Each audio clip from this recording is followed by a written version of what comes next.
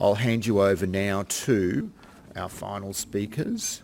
They are Rob Woods, a police sergeant seconded here to the CCC, and Adam Jewell, a senior investigator with the Queensland Department of Education. And Rob and Adam will give an overview of a recent CCC joint investigation with the Department of Education, including some learnings and practical tips. So, thanks Rob and Adam.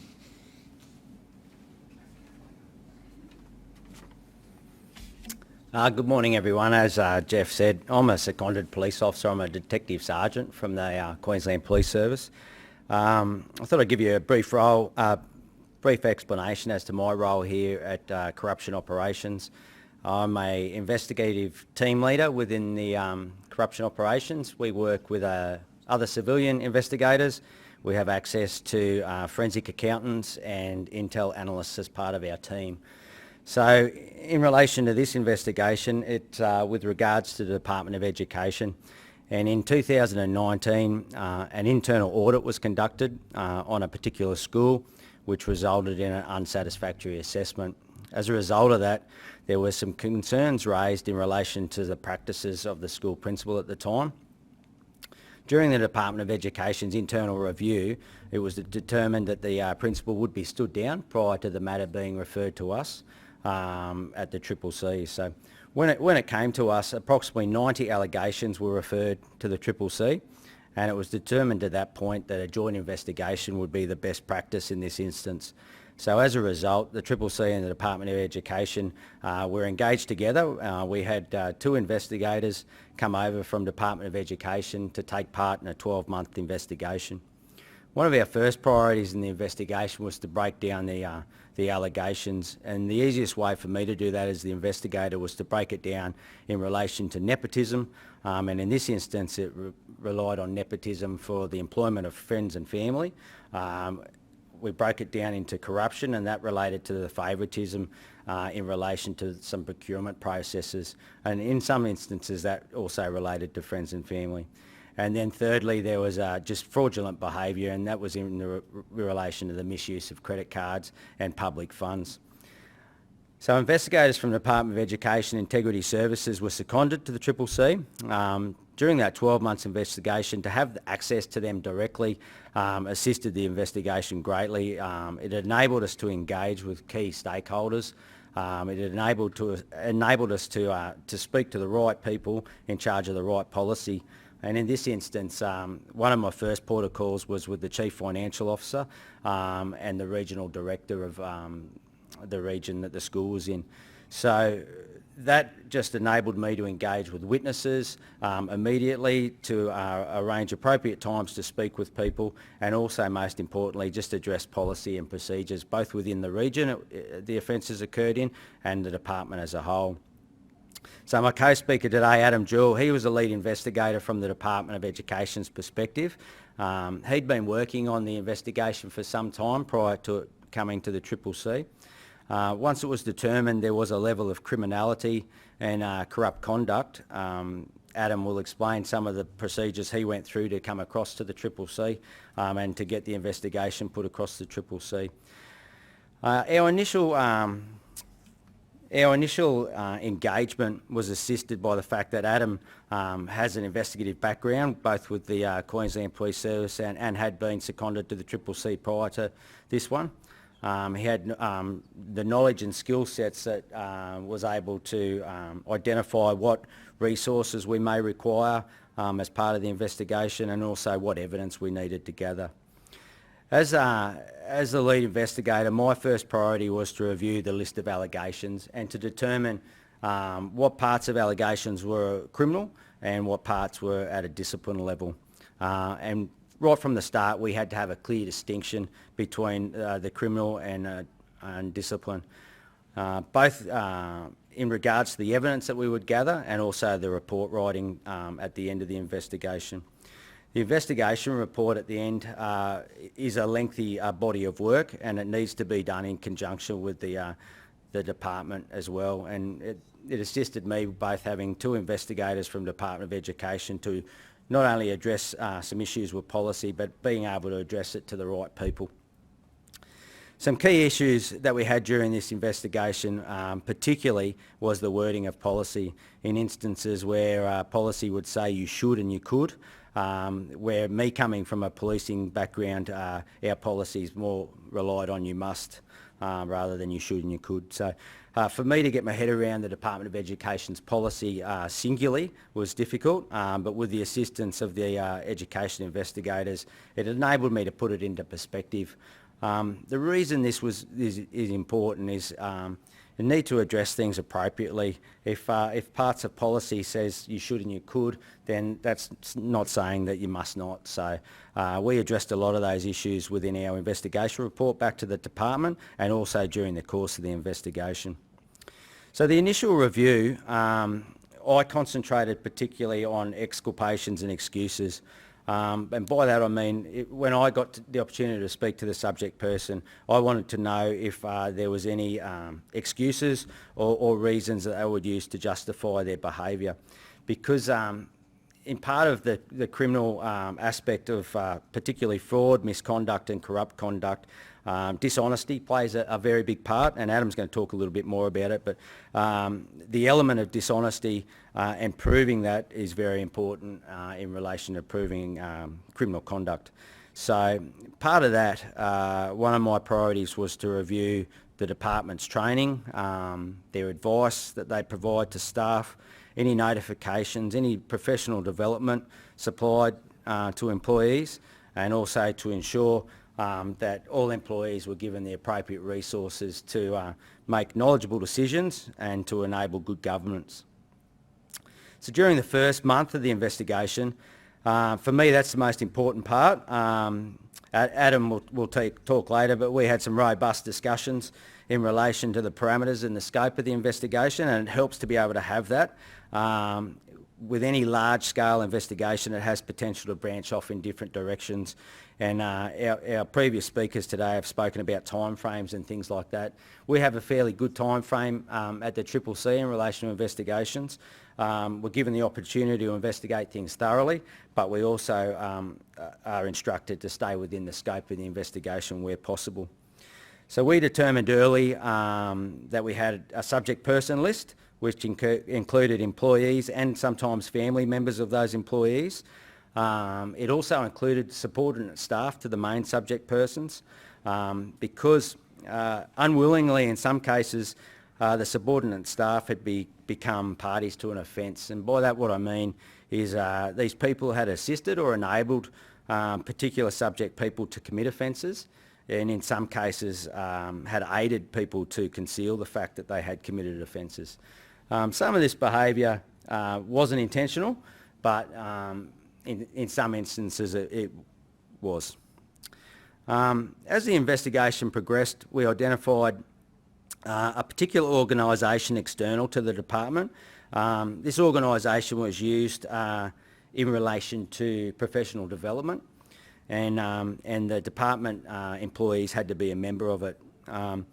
Unfortunately, it was established early on in the piece, and that was through personal interviews and also ongoing engagement with staff, that the particular organisation encouraged members to meet with suppliers, meet with businesses that they were engaged with in contractual arrangements, and in fact accept gifts and hospitality. So as part of the investigation, I personally went and witnessed a couple of these meetings. I didn't interact in relation to it, but I gathered evidence from the perspective of, at that time, building a criminal brief against the people participating. Upon reflection and upon review, when we came back and spoke to particularly Paxton, who spoke earlier today, about corruption prevention, it was determined that corruption prevention was a better strategy in this instance, and in fact to educate these people in relation to their behaviour and what they were doing was wrong. So part of that strategy we did was I collected evidence as if it was a brief of evidence and explained to the Director General himself of the Department of Education what I had obtained, and with his assistance we met with a couple of the participants of some of these meetings with the intention of conducting a prevention strategy meeting. So Those meetings went fairly well. It was fairly confronting for the employees themselves to firstly know that I had attended those meetings and witnessed personally what had gone on, and then for me to personally explain to them some of the definitions, particularly around criminal behaviour, misconduct in public office and corrupt conduct, and to explain to them in relation to engaging with external agencies and particularly businesses that they're engaged with in contractual arrangements, and accepting gifts and hospitality as a public servant is not appropriate. So after a period of time, I conducted a couple of these strategy meetings, and with the assistance of the Director General every time, and I must say with the support of him, the engagement was deemed to be a success. Our priority was to get the word out there, and one of the people I engaged was the president of this external organisation. And when I explained exactly the process we had been through and the aim of the engagement, it was with their assistance as well, and their communication to their members, that to also encourage the process if they were approached by me or the CCC. So with the department's acknowledgement, the recent engagement had heightened the department's commitment to strengthen its existing practices, particularly around ethics and integrity. So the Director General took a fairly extraordinary step and emailed his entire staff list within Queensland and distributed a couple of documents. One particularly was titled Acting with Integrity Always, and it was based around education and obligations around integrity, corporate card use, gifts and benefits, and the management of conflicts of interest.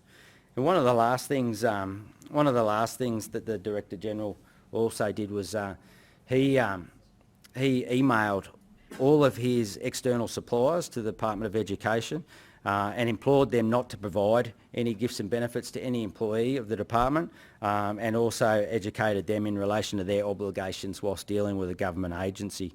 So from my perspective, that level of engagement, and with the assistance both of the investigators and the other members of the Department of Education, I think we've had a greater impact in relation to, rather than charging people, and educating them instead. So I'll hand over to Adam to finish off.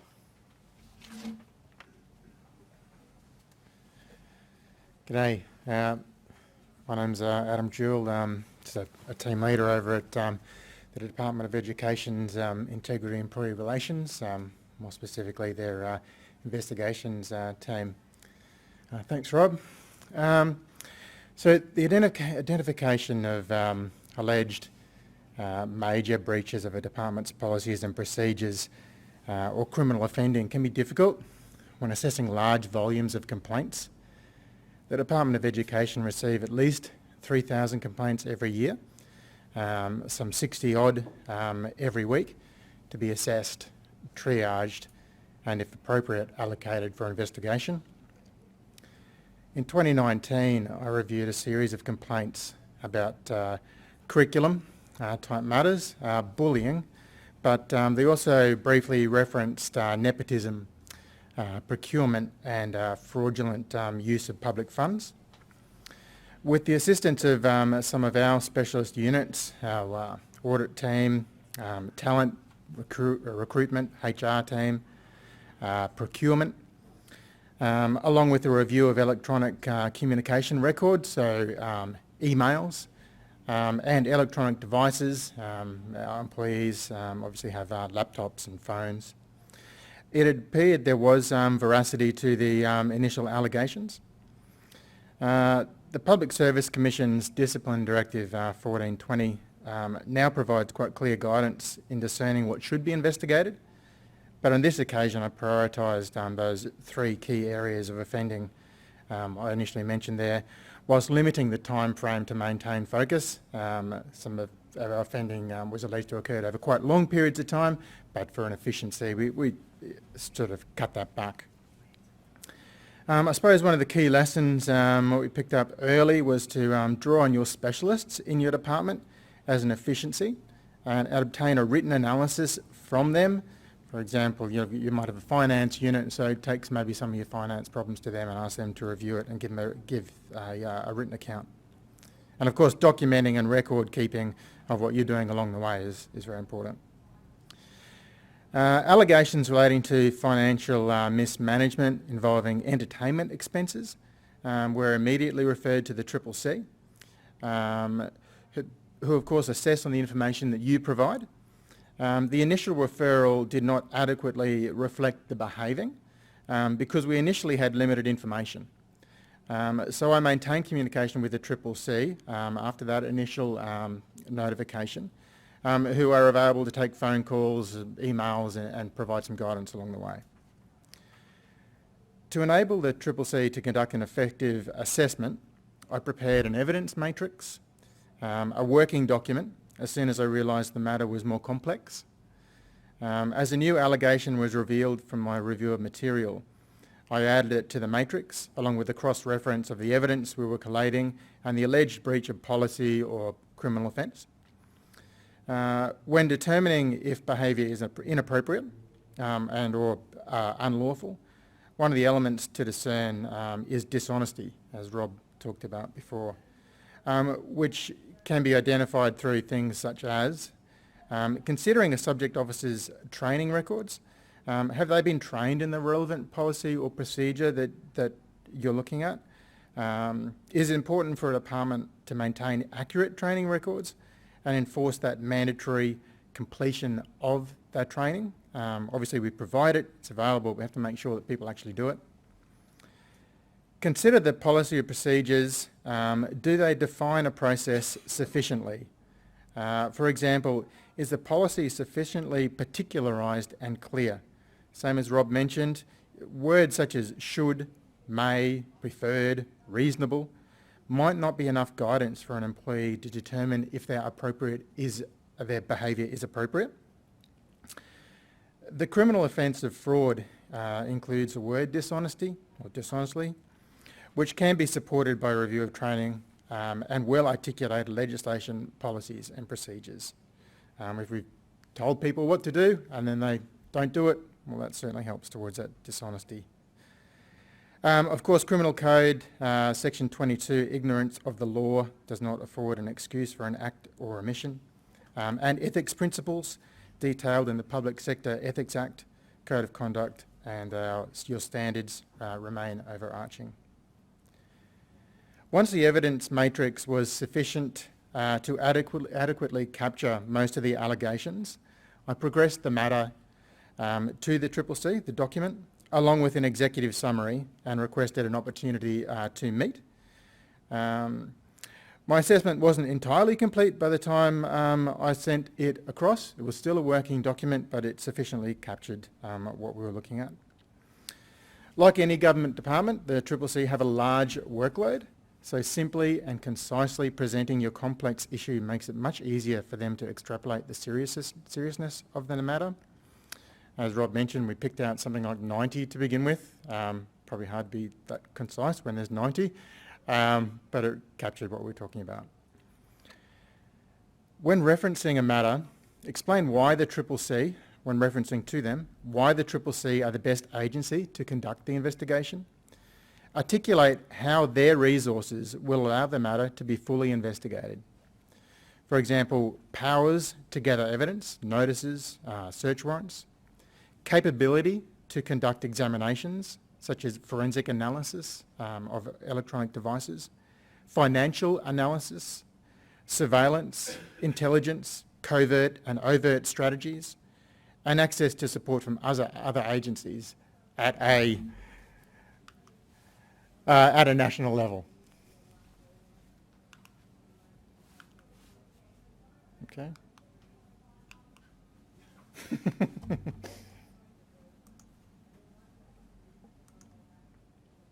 Okay. Thank you. Following a face-to-face meeting, the CCC accepted the investigation as a joint operation with two of our investigators. The CCC is staffed by people from a varied background who are very welcoming and supportive. But I would recommend selecting staff with some knowledge in the field of criminal investigations, or maybe some sort of background in the type of work they're going to be doing. Just assists a little bit. Identifying and managing protracted and possibly systemic corruption is a time-consuming and resource-intensive activity. Be prepared to commit for the long haul.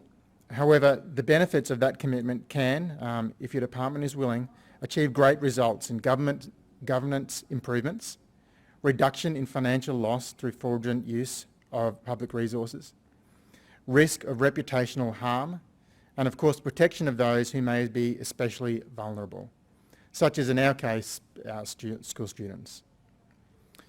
In consultation with the CCC and prior to commencing a joint operation, we found it was beneficial to establish relationships with the relevant executives within our organisation and ensure they were briefed on the necessity for cooperation and confidentiality. We articulated the need for transparency. When working with the CCC, it was very important to be honest about mistakes that we might have made as an agency, perhaps along the way, deficiency in legislation or record keeping. Our team engaged with executives in the department who have ownership of the policies and procedures relevant to the breaches being investigated. For example, we went kind of to the top in relation to each issue we were dealing with. As Rob mentioned, we engaged with the Chief Financial Officer, who was robust in his analysis of the alleged inappropriate use of finances. The statements must be clear that the department do not accept the alleged behaving, while articulating how and why there was a breach of our policy. Conducting a joint investigation was beneficial for both our department through access to specialised resources and skills, but most importantly, resulted in an improved and more efficient process for both agencies, the CCC and the Department of Education. We could locate and explain policies, procedures, standards, codes and legislation that we use daily. Our unique operating systems for finance, staff and our very large cohort of customers could be explained to the CCC, and we were able to quickly identify appropriate employees to provide their specialised knowledge. If there is any one point that was brought to the forefront during our investigation, it is a requirement for clear and decisive guidance for employees within policy. Whilst the vast majority of our employees perform their jobs ethically, there will be some, for various motivations, who look for loopholes, or locate loopholes, and will exploit those, causing risk to the personal safety of our stakeholders, misuse financial resources, and create reputational damage to both individuals and the organisation. Thank you.